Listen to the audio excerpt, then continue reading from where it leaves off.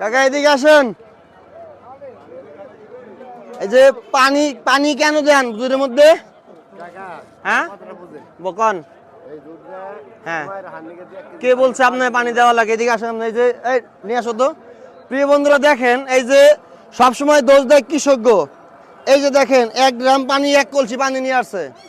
এই যে দেখেন আপনারা, এই যে পানি, এই যে পানি নিয়ে আসছে, এই যে পানি নিয়ে আসছে। এই যে যারা শহরে কিনে খাবে এই দুধটা, এই যে দেখেন এই যে পানি নিয়ে আসছে, পানি মিশাল করবে।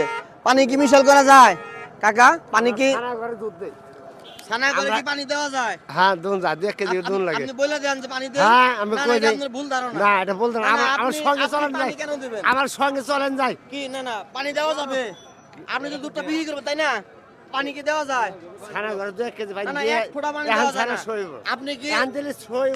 যদি যদি দুধ ঠিক থাকে পানি না দিয়ে আমি যাবো আপনার সাথে। যদি দুধ ঠিক থাকে পানি না দিয়ে, হ্যাঁ পানি না দিয়ে যদি দুধ ভালো থাকে, কে পানি না দিয়ে যদি থাকবে আপনার না। দুধ ভালো থাকে, আমি রিস্ক নিব। আমি আচ্ছা। আমি রিস্ক নিব। তাহলে এই পানি আজকে ঢালবেন না। আপনি না দুধ দেব। কোথায় দেন? এই পানি ফেলে দেন। দিলাম ভালাই। কাকে ফেলান?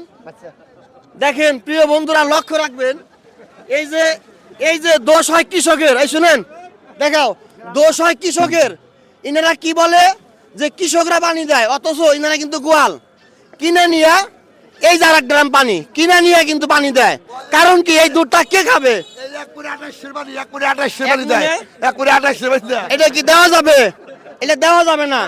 এই যে গোয়াল, আমরা সরাসরি আড়তে চলে আসছি। তো যদি এই দুধটা একটা কৃষক খাবে কিনা, একটা ভ্যান চালা খাবে, একটা রিক্সা চালা কিনে খাবে, এই দুধে যখন পানি দিবে, এত পরিমাণ পানি, এখানে আছে 10 লিটার, এখানে আছে 15 লিটার, 25 লিটার, তাহলে এত পানি দিয়া সব সময় দোষ দেয় কৃষক ভাইদের। কৃষকদের কোনো দোষ নাই, খামারির কোনো দোষ নাই। দোষ করে কারা? যারা দুধটা কিনে নেবে তারা। দেখেন হাতে নাতে প্রমাণ। আশা করি সকলেই সচেতন হবেন।